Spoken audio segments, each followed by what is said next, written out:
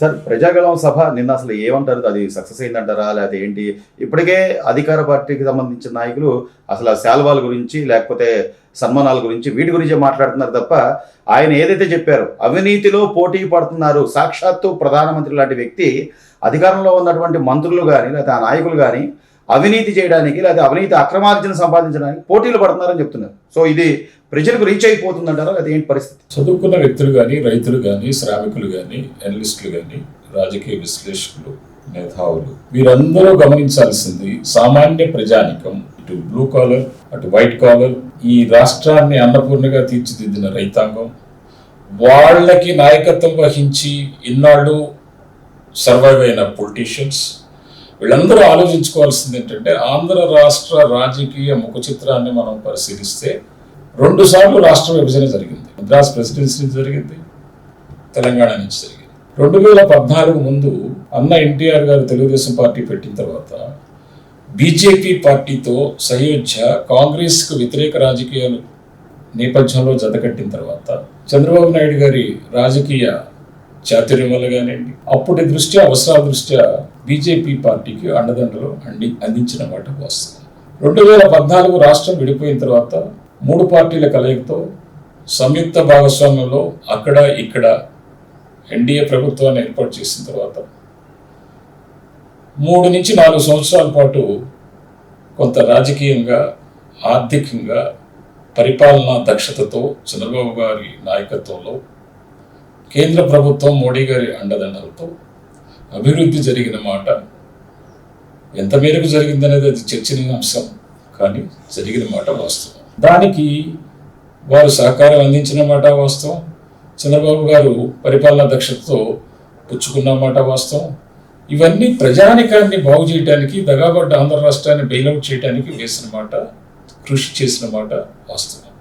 అయితే బీజేపీలో కొంత మంది స్వార్థపరులు దానికి వీరిద్దరి కలయికని బిందెడి పాలలో సంసారంలో విషం చెమ్మినట్టుగా వాళ్ళ స్వలాభం కోసం కొంత మిస్కమ్యూనికేషన్ని చేసి, అప్పటి ఉన్న పరిస్థితుల్లో వాళ్ళ చట్టసభల్లో ప్రజాక్షేత్రంలో గెలవకపోయినా తెలుగుదేశాన్ని అండగా తీసుకొని రావటానికి కానీ, ఆ పోస్టులు పంచుకోవటానికి కానీ విషబీజం నాటిన మాట వాస్తవం, ముమ్మాటికి చేదు నిజం.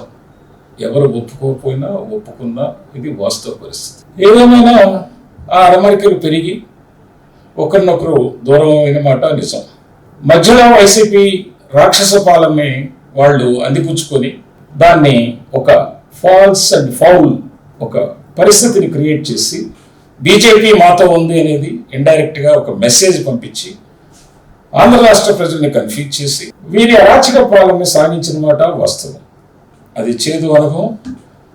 ఆంధ్ర రాష్ట్ర రాజకీయ చరిత్రలో 2019 నుంచి 2024 వరకు, ఈ రోజు వరకు అనుభవించిన జీవితం, ప్రజలు ఒక్కసారి ఓటు వేసినందుకు చేసిన తప్పిదం ఈనాటి ఈ ప్రజా గళం సభ వరకు దారితీసిందని నేను అనుకుంటున్నాను, మీకు క్లుప్తంగా చెప్పాలంటే. అయితే ఈ చిన్న చిన్న విషయాలు, ఈ సత్కారాల్లో లోపాలు, ఈ మైక్లో లోపాలు, ఇవన్నీ ముగ్గురు కలయికతో 3 కమిటీలు వేసుకున్నప్పుడు కొంత కన్ఫ్యూజన్ ఉంటుంది.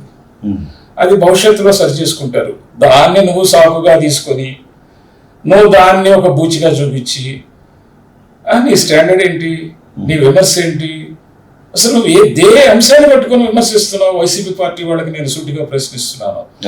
ఈ రోజు మీరు అలా అనుకుంటే అయ్యా పేర్ని నాని గారు కానీ, వైసీపీ నాయకులకు కానీ నేను ఒక ప్రశ్న వేస్తున్నాను. మీరు ఏమీ అక్కర్లేదు, చంద్రబాబు నాయుడు గారు అంత వెలిగి అంత రాష్ట్రాన్ని పతనావస్థలో ఉన్న దాన్ని బెయిలౌట్ చేసి, కృషి చేసి, మీతో ఫైట్ చేసి, జనసేన నాయకుడు కూడా అతనుకున్న అభిమానుల వల్ల కానివ్వండి, అతను ప్రాతినిధ్యం వహించిన కులం వల్ల కానివ్వండి, కొంత ఓట్ షేర్ ఉన్నప్పుడు తగ్గి, అతనికి రాజకీయ అనుభవం, పరిపాలన అనుభవం లేదని గ్రహించి, ఒక నాయకుడిని నేను సపోర్ట్ చేస్తే ఈ రాష్ట్రం మీ రాక్షస పాలన నుంచి, జగన్ రెడ్డి యొక్క రాక్షస పాలన నుంచి బెయిల్అవుట్ అవుతుందని చాలా చాలా అతని యొక్క శక్తినంతా చంద్రబాబు నాయుడు గారికి అండగా నిలబెట్టడం పవన్ కళ్యాణ్ గారిని మనం అభినందించాల్సిన విషయం. ఖచ్చితంగా చంద్రబాబు నాయుడు గారు నిన్న ప్రజాగళం సభలో చూసుకున్నట్టయితే మీరు ప్రోటోకాల్ వైస్ 2014లో మోడీ గారు ప్రధానమంత్రి అయిన తీరు వేరు, అప్పటి పరిస్థితి ఆయన పరిస్థితి వేరు.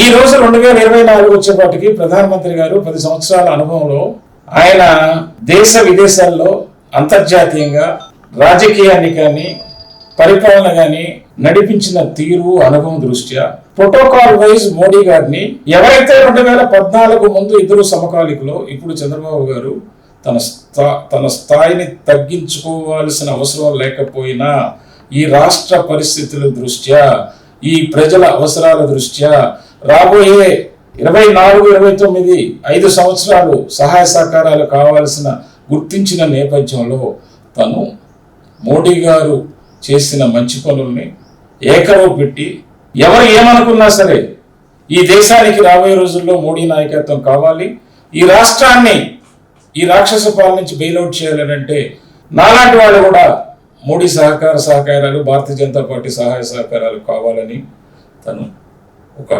ప్రాక్టికల్ పొలిటీషియన్, గ్రౌండ్ రియాలిటీ తెలిసిన పొలిటీషియన్గా వేసిన అడుగుని అనలిస్టులు, విమర్శకులు, పని లేని వాళ్ళు ఏదో చంద్రబాబు నాయుడు గారి మధ్య మోడీ గారి మధ్య ఒక విభేదాలను సృష్టించడం అనేది అవివేకం, అమాయకత్వం. అలాగే బీజేపీ నాయకులకు కూడా నేను చెప్తున్నాను, మీరు రాజకీయాలు ఆపండి.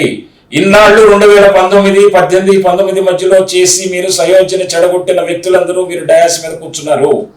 మీరు ఇక ఆపి రాష్ట్ర అభివృద్ధి కోసం మీకు ప్రాతినిధ్యం ప్రజాక్షేత్రంలో లేకపోయినా మిమ్మల్ని ఆ పార్టీ బీజేపీ పార్టీ గౌరవించి కూర్చోబెట్టిందంటే మీరు అది గుర్తెరిగి మీరు రాష్ట్ర అభివృద్ధి కోసం చంద్రబాబు గారు ఎలా మోడీ గారు కలిసి పనిచేయాలని నిర్ణయించుకున్నారో మీరు దాన్ని దృష్టిలో పెట్టుకొని ప్రవర్తించాల్సిందే తప్ప మీ స్వార్థ రాజకీయాల కోసం మరొక్కసారి బలి తీసుకుంటే మాత్రం నాలాంటి వాళ్ళు గళం ఇప్పాల్సి వస్తుంది, వాస్తవాలు తెలియజేయాల్సి వస్తుంది. ఇంకొక విషయం మీకు చెప్తున్నాను, ఇక్కడ మోడీ గారు రాజధాని గురించి మాట్లాడారా, లేకపోతే పోలవరం గురించి మాట్లాడారా, లేకపోతే ఇంకోటి మాట్లాడారా అని కాదు. అక్కడ ప్రజెంటేషన్ పవన్ కళ్యాణ్ తన వంతు తను చేశాడు.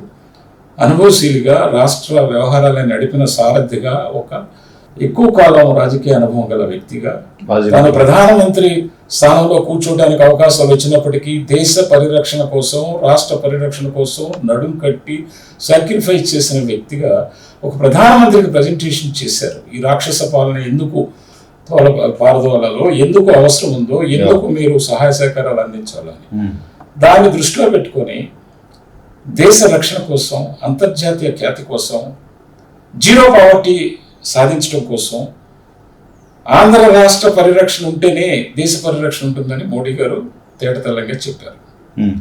ఓవరాల్ గా ఆయన ఒక మాట చెప్పారు, ఈ దుష్ట పాలనని, వైసీపీ పాలనని మనం పారద్రోలాల్సిన అవసరం ఉంది. ఒకటి. రెండు, ఆంధ్ర రాష్ట్ర అభివృద్ధి దేశ అభివృద్ధి. దేశ అభివృద్ధి భాగంలో ఆంధ్ర రాష్ట్ర అభివృద్ధి భాగం, ఆంధ్ర రాష్ట్ర అభివృద్ధి జరగాలి. ఆంధ్ర రాష్ట్రాన్ని, ఇన్ఫ్రాస్ట్రక్చర్ ని డెవలప్మెంట్ పాత్రగా తీసుకెళ్ళాలి. అంటే ఏంటి? ఇన్ఫ్రాస్ట్రక్చర్ ఆంధ్ర రాష్ట్రాన్ని డెవలప్మెంట్ పాత్రలో తీసుకెళ్లాలంటే ఒక ప్రధానమంత్రి స్థాయి గల వ్యక్తి ఏదో స్ట్రీట్ పాలిటిక్స్ మాట్లాడతారా? నాకు తెలియకడుగుతా. ఎట్లా మాట్లాడతారండి? ఏం మాట్లాడుతున్నారండి? అమరావతి అభివృద్ధి అవ్వాలనే కదా. Amaravati part of bifurcation act లో ఒక భాగం. దీన్ని విధ్వంసం సృష్టించిన వ్యక్తి జగన్మోహన్ రెడ్డి. కోర్టులో అఫిడవిట్ వేసింది బీజేపీ అనుకూలంగా. మాలాంటి వాళ్ళందరూ గడం వెప్పబట్టి సింగిల్ క్యాపిటల్ ఉంది.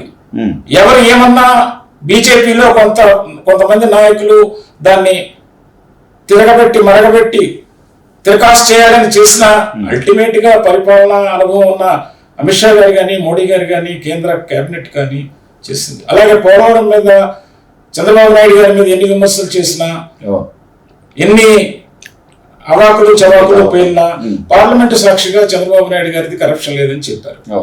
ఇంతకంటే ఏం కావాలండి? మీరు ఏం మాట్లాడుతున్నారండి?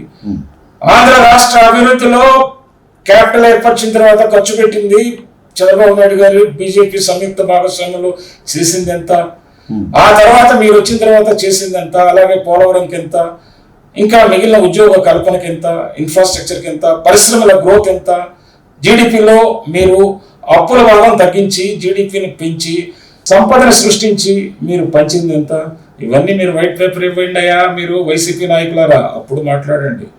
రైట్. అంతకుమించి నేను చెప్పేది ఏం లేదు.